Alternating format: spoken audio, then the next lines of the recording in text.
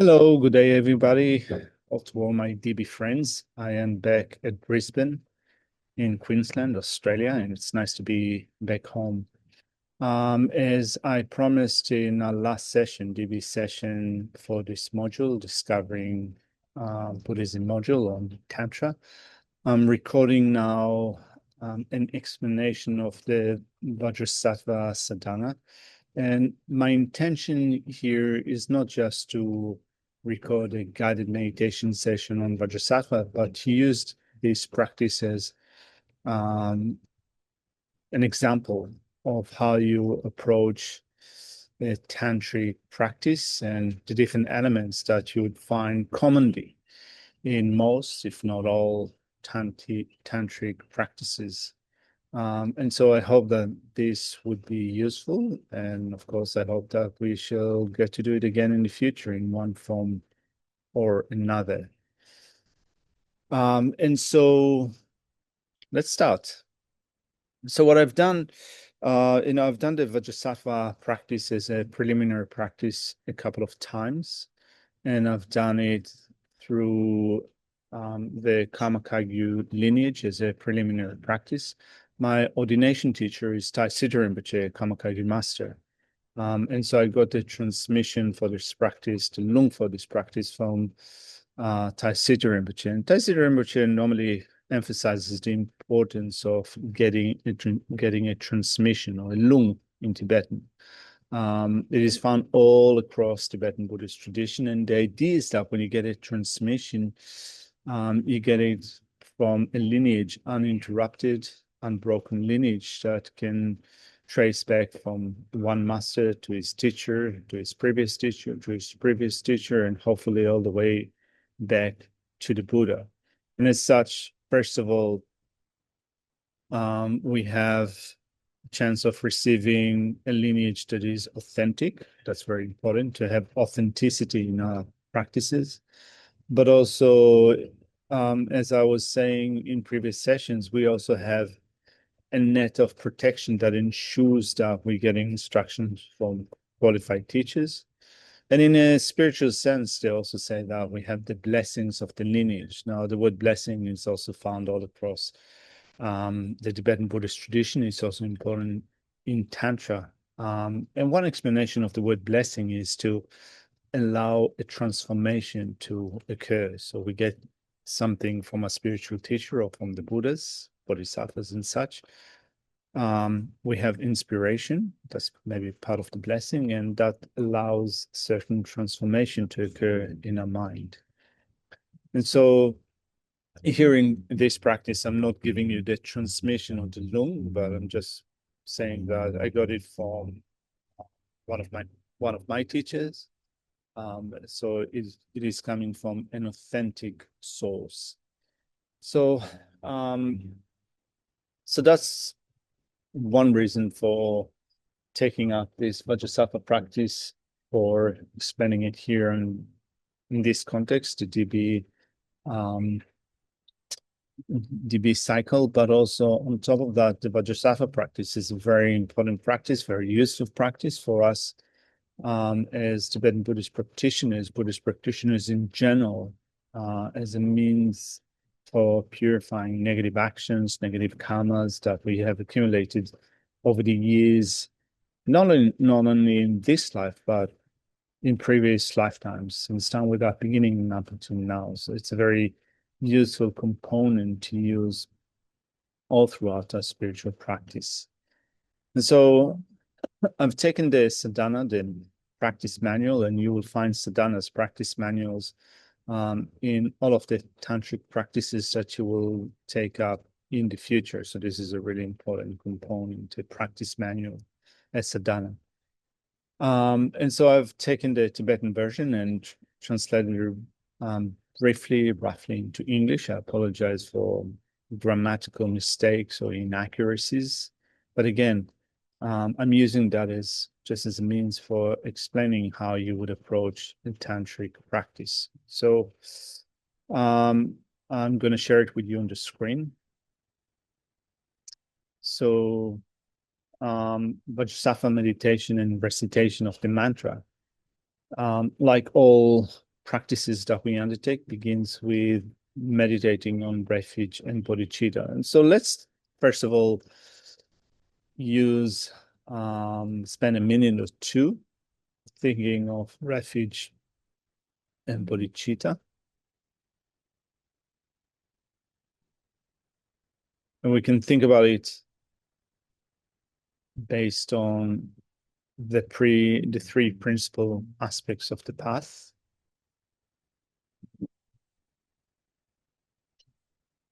Which condense all the stages of the path to enlightenment. Starting with the way to rely upon a spiritual teacher, all the way to the development of a union of karma body and special insight.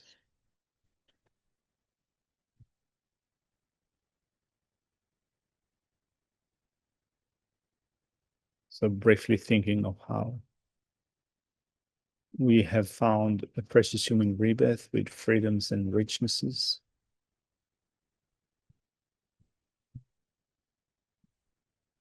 That is so difficult to obtain and so easily lost. And our time is short because death will be upon us. Maybe in a few years, maybe in a decade or two. But it could also happen today or tomorrow or next month or next year. And so we think that when the time of death comes, I want to die knowing that I've done whatever I could in order to lead a meaningful life.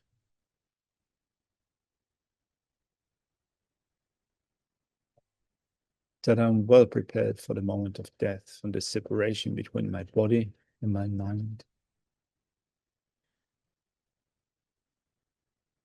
And I'm ready to move on to the intermediate state, and from there to a new rebirth. And hopefully, I've done everything possible in my life to avoid a miserable state of rebirth in my next lifetime. Or if I'm born again in a miserable state of rebirth, let alone experiencing suffering and pain, my mental capacity would be so minimized, so meager, that it would be difficult for me to find the means to be free from such a miserable state of rebirth. And so thinking that I am relying upon the Buddha, the Dharma, and the Sangha in this life as a means of protection from miserable states of rebirth. And not only relying upon the Buddha, the Dharma, and the Sangha, but mainly relying upon my practice, guarding karma as much as I can, avoiding negative actions, cultivating positive actions. That would be the main cause for me to avoid birth in a miserable state and attain a good state of rebirth in the next lifetime. Cultivating ethical discipline that abstains from the 10 non-virtues. But then again, even if I'm born in a good state of rebirth as a human being, even so, my life is full of pain and suffering and challenges and difficulties. As living beings in samsara, we go through this suffering of birth, sickness, aging, and death. Coming across again and again, repeatedly, with things that cause us displeasure. We're separated repeatedly with things that cause us pleasure, from comfort and safety and satisfaction.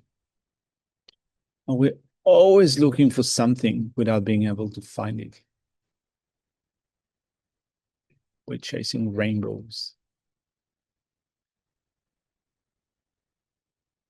at the end, we have this body,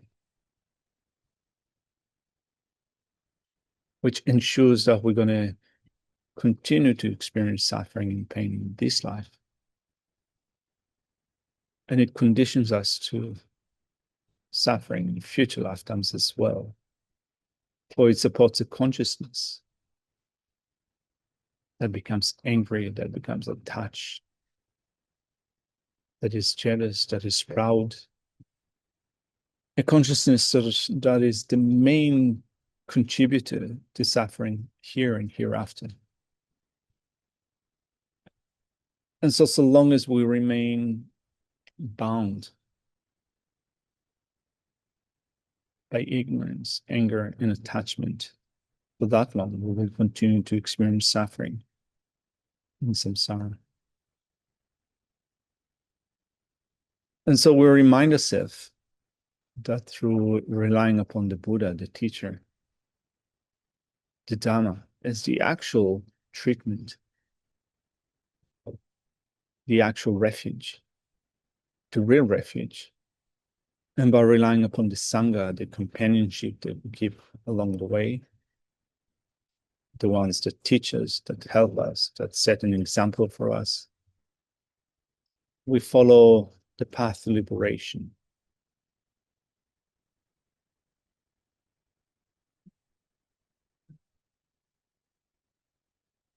But it's not enough to seek the state of liberation for our own sake alone. For when we think of everyone that is dear to our heart in this life, our friends and family members, our children, our grandchildren, our partner, our parents, our brothers and sisters and cousins and colleagues, friends from childhood, friends from the present, near and far, everyone is going through the same cycle as we are, death and birth and death and birth, and the pain of birth, sickness, aging, and death. And also all the myriad strangers that we meet along the way, every day. Inside, they are just like us, seeking happiness and well-being. And they're still confused about what gives happiness, what causes happiness, or what produces suffering.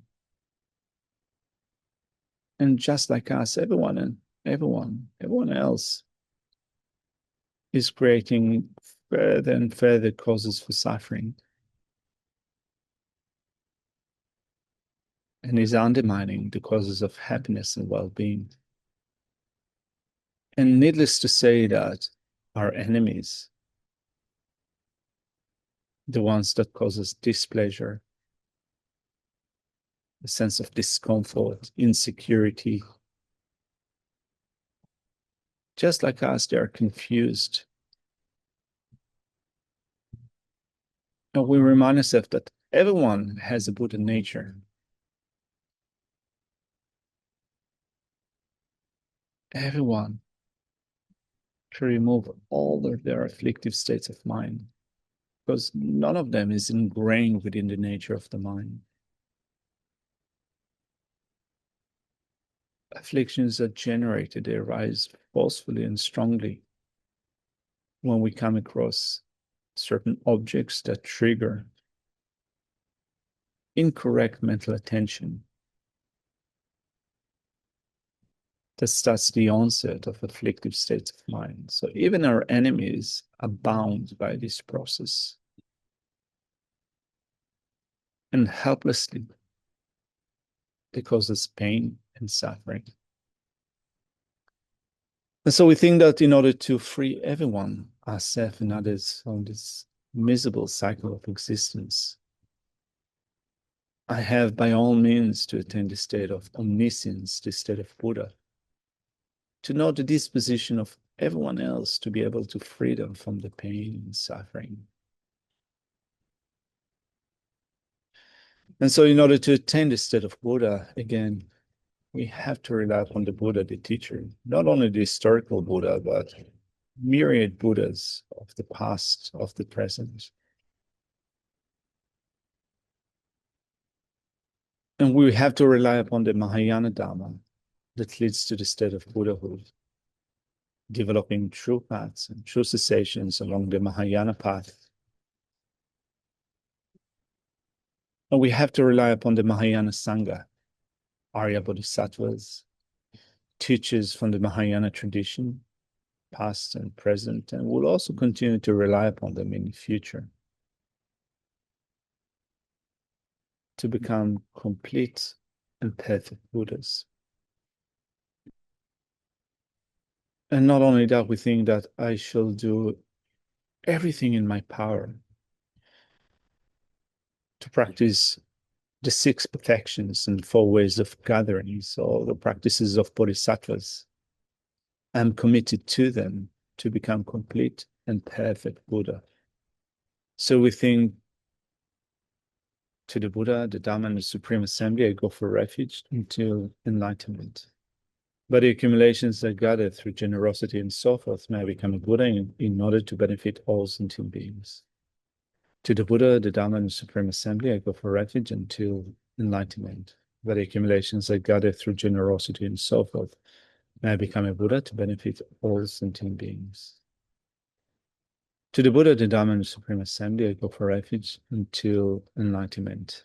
But the accumulations that gather through generosity and so forth may become a Buddha to benefit all sentient beings.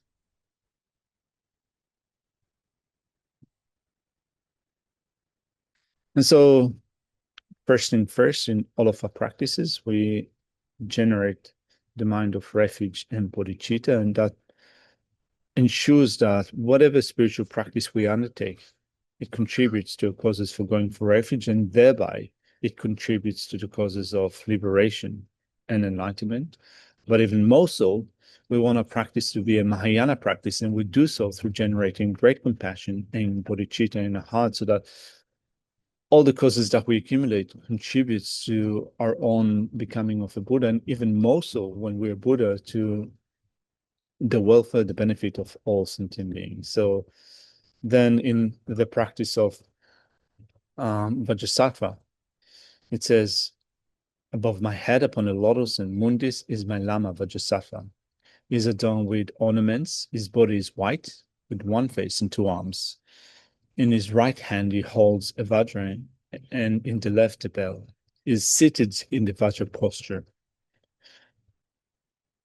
And in tantric practices, when you visualize a deity, you always visualize a deity arising from the set of emptiness. So even though here we don't have a specific indication of a meditation on emptiness, it's good here to think that when a deity arises in front of us, that they arise from the state of emptiness. And to arise from the state of emptiness, it means that we remind ourselves that the deity themselves, be it a male deity or female deity, they do not inherently exist. They do not objectively exist, and therefore they exist depending upon cause and conditions, depending upon parts, and depending upon a mind that imputes Vajrasattva, for example, upon the basis of designation. So the basis of designation of Vajrasattva could be, for example, the physical form of Vajrasattva. And when I say physical form, they don't have to arise as flesh and blood, but they do have a certain form, an outline, a body, faces, hands, and so forth. That's the basis of designating Vajrasattva. So here it says, above my head, upon the lotus and mundis, is my Lama Vajrasattva. So when the text says my Lama, it is a reminder that in all of our tantric practices, we come to see the deity as being inseparable from our own Lama. So our own Lama, whatever spiritual teacher you rely upon, could be His Holiness Dalai Lama or Kyabje Lama Sopa Rinpoche or Geshe Sherab, that is associated deeply and very strongly with Thupten Noveling or all the other teachers that you met along the way. You think about them as your spiritual teachers, so they appear to you as a deity. In aspect, they are the deity, but the very essence is your own spiritual teacher. Such an important component of any tantric practice that you take, and it is part of a way to rely upon a spiritual teacher, particularly in a tantric context. And in so doing, in thinking about it like that, you also keep the samaya, the commitments that you have when you undertake a certain tantric practice. So above my head upon lotus and mundis is my lama Vajrasattva. Is adorned with ornaments. His body is white with one face and two arms. In his right hand he holds a vajra, and in the left the bell, is seated in the vajra posture. Now, in most, if not all of your tantric practices, there's a certain sequence in which a certain deity appears. So normally you start the meditation process by meditating on a sid syllable. And normally it is a sid syllable. It is, let's say, in most cases, the first letter of the Sanskrit word. So for example, here you meditate on Vajrasattva arising from a lotus, and the word for lotus in Sanskrit is Padma. So you would meditate on Pam as the sid syllable of Padma. Actually, I have a diagram for you. Let's put it here. So from the sid syllable Pam, you meditate on a lotus. Often one of the questions that arises in relation to Tantra is whether you need to be meditating on this Sanskrit letter or the Tibetan letter. In this case, actually, in all of your tantric sadhanas, you will find the Tibetan letters, or whether you can meditate on the English word. I think that really, to have a fully qualified, fully fledged tantric practice that comes from an authentic lineage, it's good to meditate on the Tibetan letters. But in the future, if you get to get instructions from one of your tantric teachers, you can ask them about it.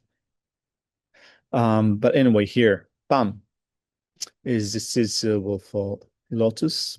Ah is the sid syllable for the mundis on top of the lotus, and hum is a sid syllable from which you meditate on a vajra. And so often a lotus is symbolic of renunciation, a mundis is symbolic of the mind of enlightenment. And in some tantric practices, you will meditate on a sandis that is found on top of the mundis, and the sandis is symbolic of the mind of enlightenment. The view of emptiness, wisdom realizing emptiness.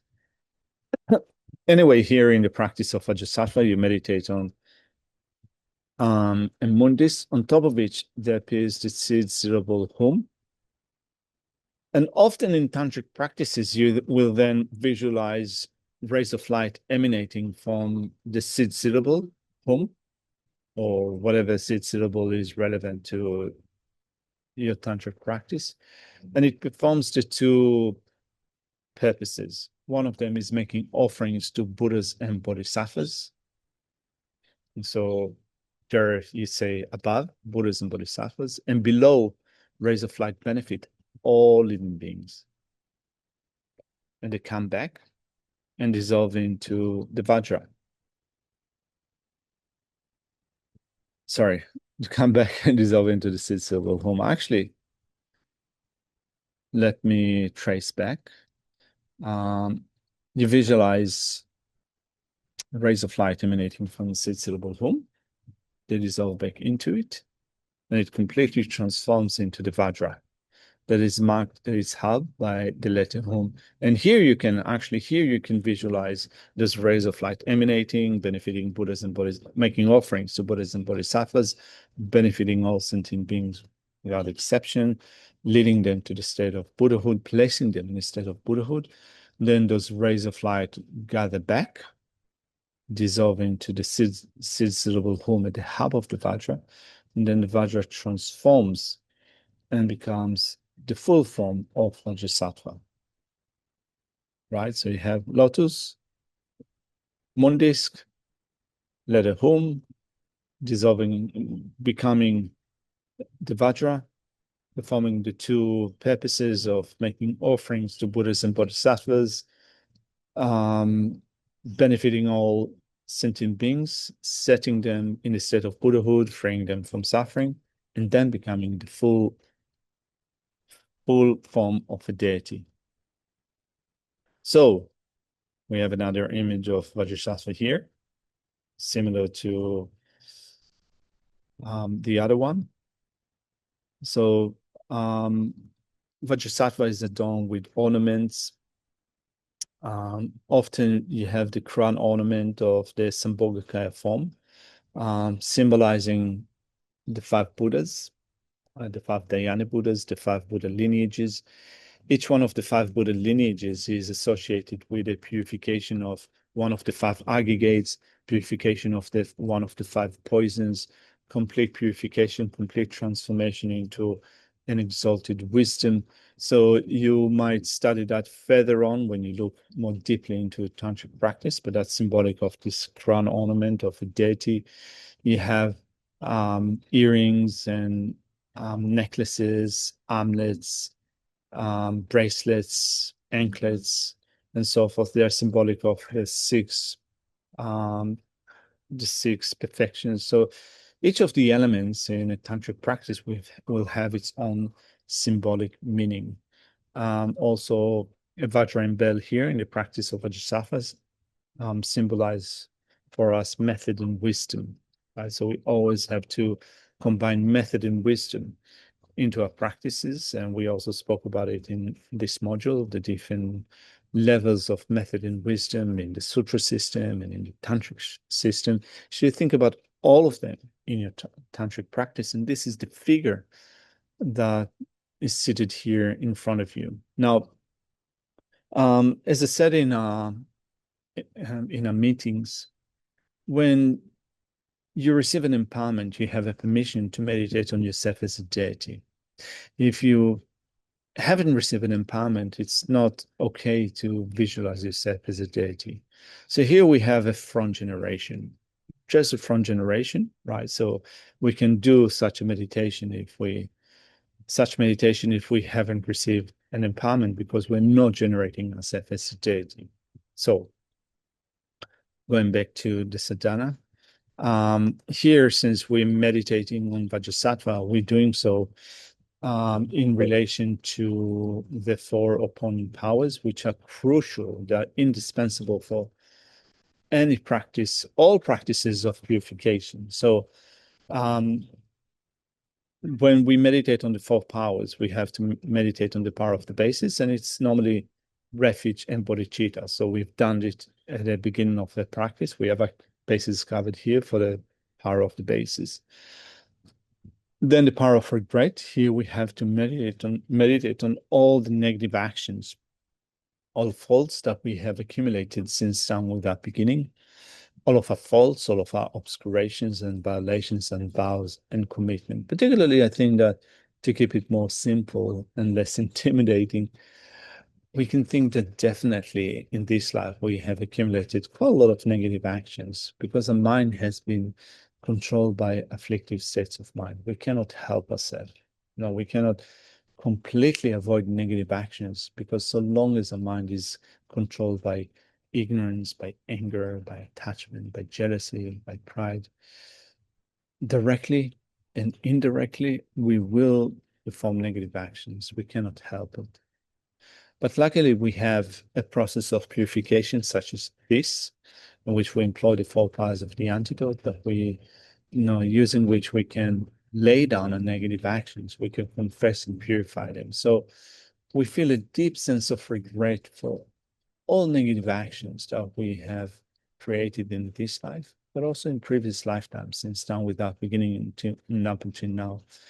we don't remember the myriad ways in which we have acted negatively with our body, speech, and mind, harming others and also harming ourselves in this process. But we have definitely accumulated heaps of negative actions. And so feeling a deep sense of regret in acknowledging that negative actions lead to suffering in samsara. They lead to repeated birth in samsara. They lead to pain and misery in other living beings' mind. We feel a deep sense of regret. And we also think that if I can do anything about it, if I can reduce and minimize the power of my negative actions, I can do it to my best ability. I will work towards putting a complete stop to all my negative actions. And long term, I will come to completely eliminate all my afflictive states of mind and all of my obscurations. And so that's the third part of turning away from negativities, thinking that henceforth I shall avoid them at all costs, or at least as much as I can today, tomorrow, in the coming days, months, years, decades, and so forth throughout my life. And then the power of thorough application of the antidote is taking up an active practice that will counter our afflictive states of mind and will act as a counterforce to negative actions that we have done in this life and in previous lifetimes. So particularly here, since we're practicing the practice of Vajrasattva, then we can think that meditating on Vajrasattva and the purifying nectar while reciting the 100-syllable mantra of Vajrasattva will act as a counterforce for negative actions that we have done before. And so then we think that rays of light radiate from the heart of Vajrasattva, invoking a host of wisdom deities that dissolve into him. And he becomes the embodiment of all sources of refuge. So, in order to meditate on that, I have another image to share with you. So you find also a visualization of mantras in all of your tantric practices. So here, particularly in the heart of Vajrasattva, you visualize that there appears a moon disk. At the center of the moon disk is the seed-syllable home, surrounded in an inner circle by the syllables of the short mantra of Vajrasattva. So home, Vaj, Ra, Sat, Va, Hum. And then in the outer circumference, you have the 100-syllable mantra, Om Bezasattva Samaya Manupalaya, and so forth, surrounding that. Now, a power of visualization now is pretty lame. My power of visualization is pretty weak. And so we can, even if we cannot visualize very precisely all those syllables, and particularly for most of you, it is very difficult to visualize letters in a language that you do not know. So you think about those letters as being there, in a rough way. You can start with that. And later on, as you build more familiarity with your practice and more clarity, then you can learn how those syllables look like. You can paint them, you can draw them in order to develop more familiarity. So for the time being, think that you have the 100-syllable mantra arranged in the outer circle, circumference, on the moon disk. So going back to the sadhana, imagine that light radiates from the heart of Vajrasattva, from the seed-syllable home, invoking a host of wisdom deities that dissolve into the syllable home. And Vajrasattva then becomes the embodiment of all sources of refuge, right? So going back to the image, we have the seed-syllable home at the center of that mundis, at the heart of Vajrasattva, which is either on top of our head or in front of us, looking at us. So you can think of Vajrasattva either facing the same direction as you face, or you can think about them as sitting in front of you, directly in front of you. And you can think that then rays of light emanate from the Siddha home, inviting a host of wisdom deities, dissolving into the Siddha home, and thereby Vajrasattva becomes the embodiment of all Buddhas, all Dharmas, and all Sangha. And so you find this process in all of your tantric practices. It's called the descending of the wisdom beings to become inseparably mixed with the deity. And the idea is that we have created, we are visualizing something, and it's often it is difficult to think of what we visualize as being a deity in actuality, in reality. But when you think that you're inviting all the real Buddhas to dissolve into what you visualize, they give it life. Now, Buddhas are everywhere. We don't see them, but the mind of Buddhas pervades everything that exists. It is all around us. And so we think that it is taking a physical form of what we call the wisdom beings of Vajrasattvas, for example. And it descends into what we visualize. All of them descend into what we visualize in front of us, and it gives its life, so to speak. It becomes a real deity for us. So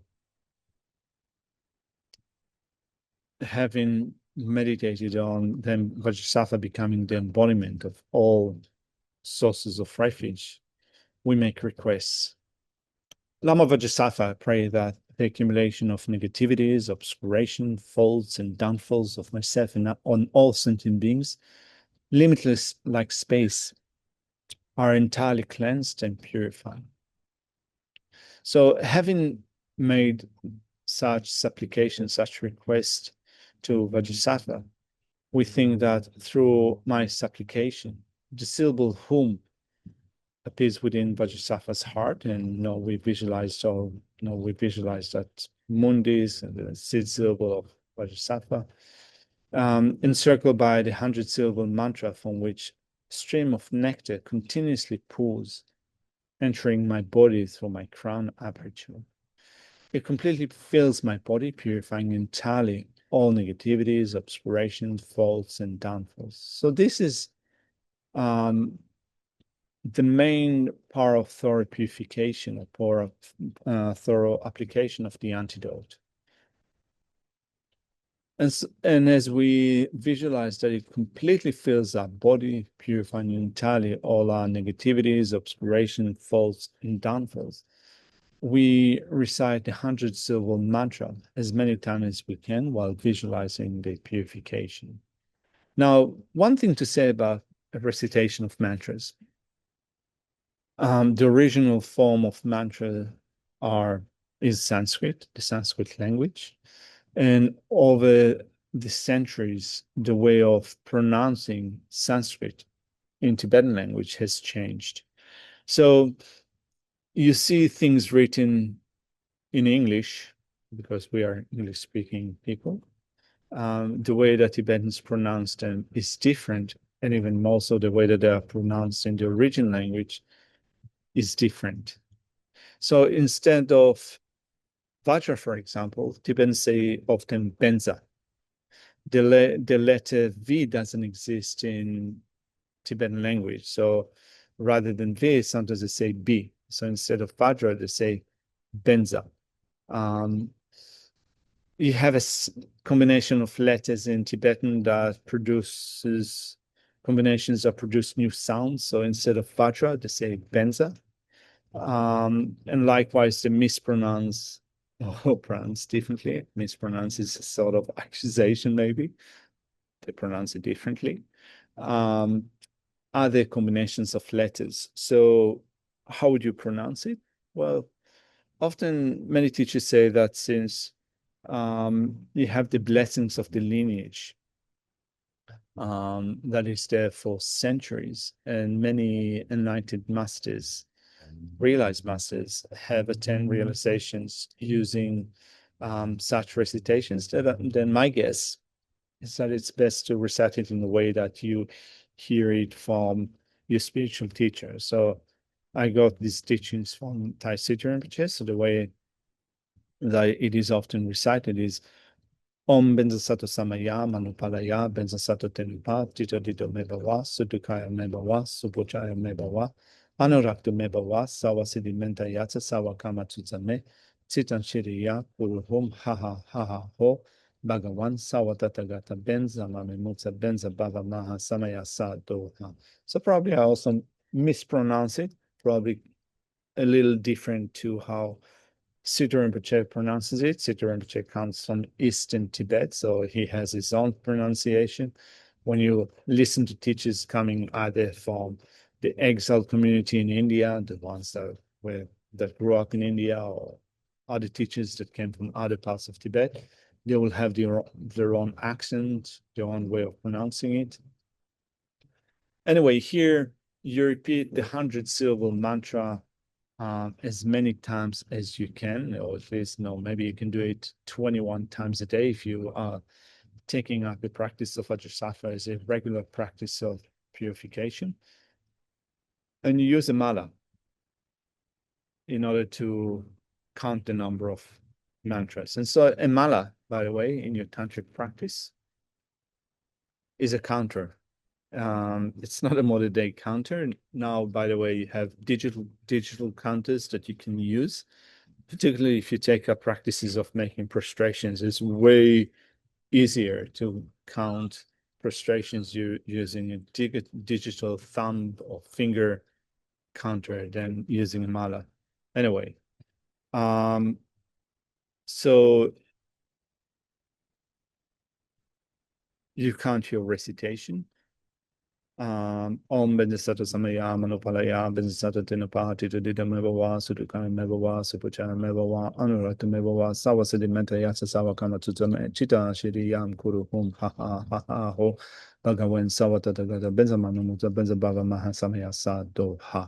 So by the way, here with the mantra of Vajrasattva,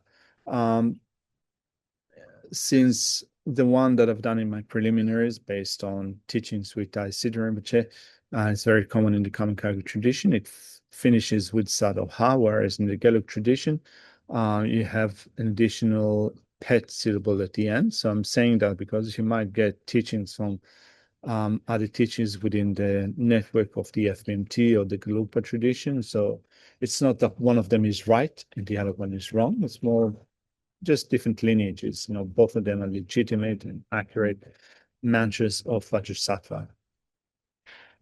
And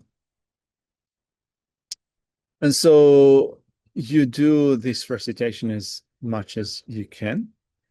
And then at the end, it's also good to do this amount of the short mantra, Om Bodhisattva Sattva, Om Bodhisattva Hum, Om Bodhisattva Hum, Om Bodhisattva Hum, Om Bodhisattva Hum, Om Bodhisattva Hum, Om Bodhisattva Hum, Om Bodhisattva Hum, Om Bodhisattva Hum.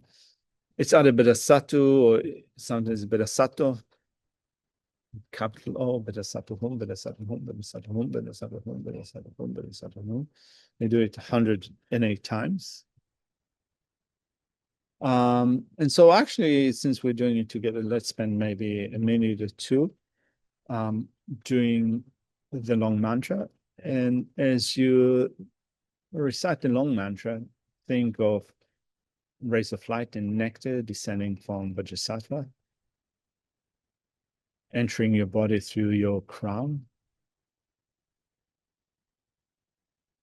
completely permeating your body, filling your body whole, cleansing all negativities and obscurations, afflictive states of mind, anger, attachment, and ignorance, and all the seeds and imprints accumulated since time without beginning and up to now. Leaving your body through the pores of your skin in the form of black smoke and soot, and thereby your body, speech, and mind become completely pure.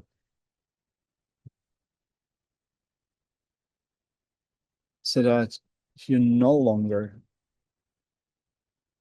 are compelled to behave negatively through the force of ignorance, anger, and attachment. And now you can act purely, got purely ethics that form the 10 virtuous actions effortlessly, benefit others without harming them. So think about it as you recite the 100-syllable mantra. Business samaya manupalaya business satinapa to never was to can never was puja never was I know to never was salasati metaya sawakamba satane tita shiriyan kurukun ha bhagavan sawadata bezanam mutabama samaya sado ha business samaya manupalaya business satinapa to never was to can never was puja never I know to never was salasati metaya sawakamba satane tita shiriyan kurukun ha bhagavan Savatagata Bezamam, the Bezamama Sanya Sado, Business Samaya, Manipalaya, Business Saturnipa, Chichideva, Sutuka, Megawa, Supajan, Megawa, Anurata Megawa, Savasidi Metayasa, Savakama Tutame, Chita, Shiriam, Home, Home, Bagavan, Savatagata Bezamam, the Bezamama Sanya Sado.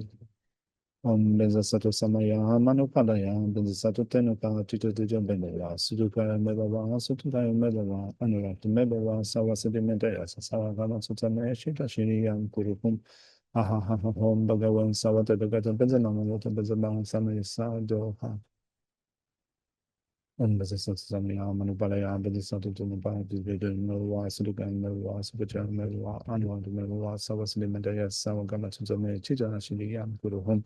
Home Bhagavan Savadagata Belamam, Motobazama, Samaya Sado, Bezasasha Samaya, Manapalaya, Bezasasha Tenipa, Tito Me, Baba Sandika, Baba Sampacha, Baba Anand, Baba Savasini, Salagan, Sutame, Chita, Shadiam, Home, Home Bhagavan, Bhagavan Savadagata Belamam, Motobazam, Samaya Sado. Bezasato Samaya, Monopalaya, Bezasato Telepan, to the Memoa, Sudukan, Memoa, Supajan, Memoa, Anna, the Memoa, Savas, the Mentalia, Sava, Ganatame, Chita, Shiriam, Kurupun, Home, Bagaway, Savata, the Gata, Benzamano, Benzabava, Maha, Samaya, Sa, the Ha.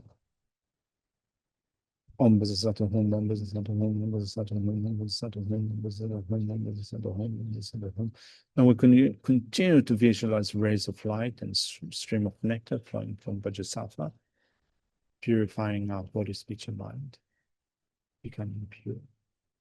Bezasato Samaya, Bezasato Samaya, Bezasato Samaya, Bezasato Samaya, Bezasato Samaya, Bezasato Samaya, Bezasato Samaya, Bezasato Bezasato Samayam, Bezasato Samayam, Bezasato Samayam, Bezasato Samayam, Bezasato Samayam, Bezasato Samayam, Bezasato Samayam, Bezasato Samayam, Bezasato Samayam, Bezasato Samayam,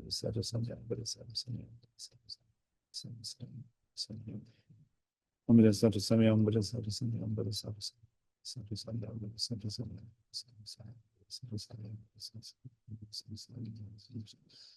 Bezasato Samayam, Bezasato Samayam, Bezasato Samayam, Bezasato Samayam, Bezasato Samayam, Bezasato Samayam, Bezasato Samaya. And we finish our Vajrasattva practice with saying, Lord, in my ignorance and confusion, I have broken and violated my vows and commitments. Protector Lama, please grant me refuge. O Master, Vajraholder, Lord of great compassion, the principle of all beings, to you I go for refuge. I confess and relinquish all my root and secondary violations of my samayas and all the generations of my body, speech, and mind. I beseech you to grant your blessings to cleanse and purify all the obscurations of my negativities, obscurations, faults, and downfalls. All the accumulations, of my negativities, obscurations, faults, and downfalls. So, by the way, downfalls we incur in relation to vows that we have taken before. And the meaning of the word downfall is that if we violate, for example, the bodhisattva vow or the tantric vow, we will fall down in our next lifetime.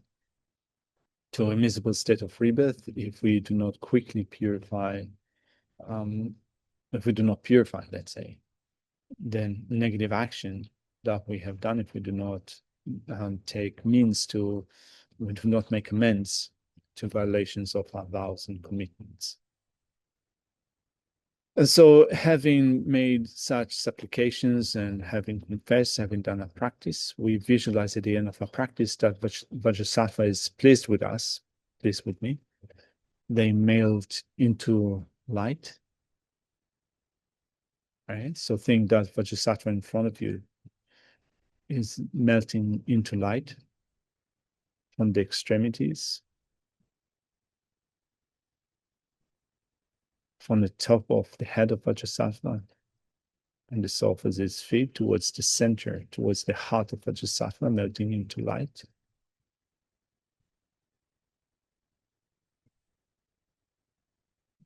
And then dissolving into you through your crown.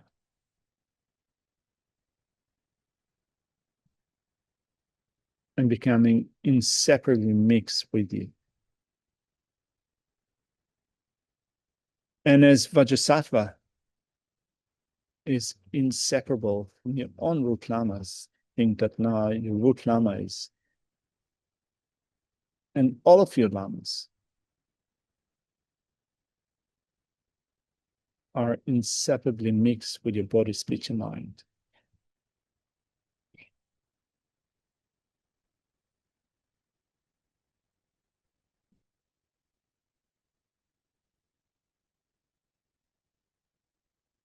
So try to rest in your meditation for a minute or two or more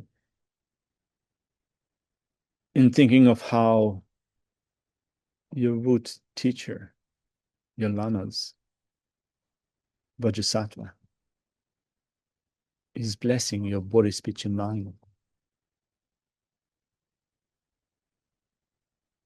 And will remain with you throughout the day, helping you to avoid negative actions, helping you to avoid miserable states of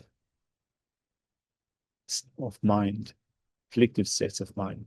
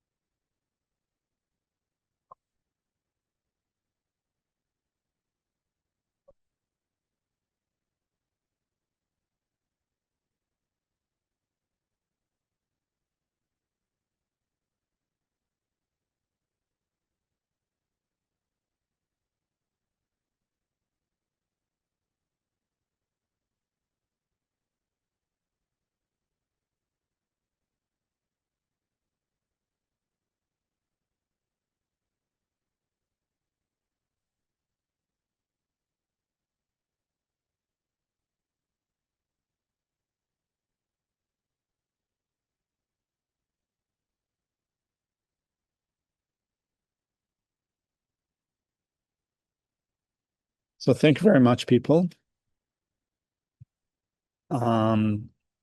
We finish our practices with dedication, and I shall also finish this session with dedication. I'll open the dedication file on my computer. In the meantime, I hope that we'll get to meet again in the future, study Dhamma again in the future, continue to practice. There it is. Right. So thinking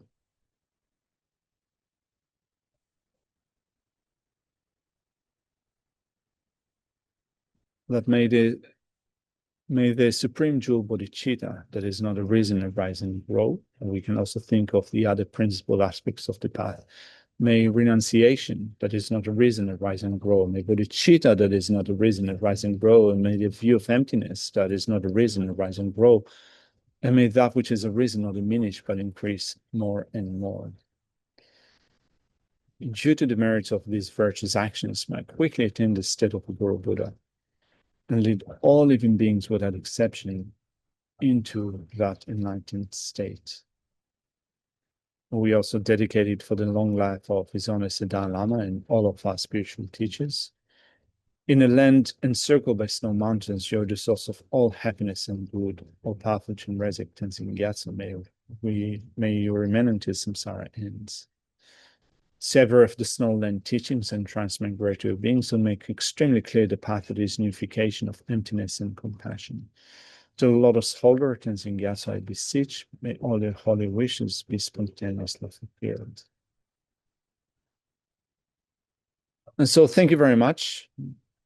I hope that you will have a good day and that we shall meet again in the future. Thank you very much, everyone. Bye-bye.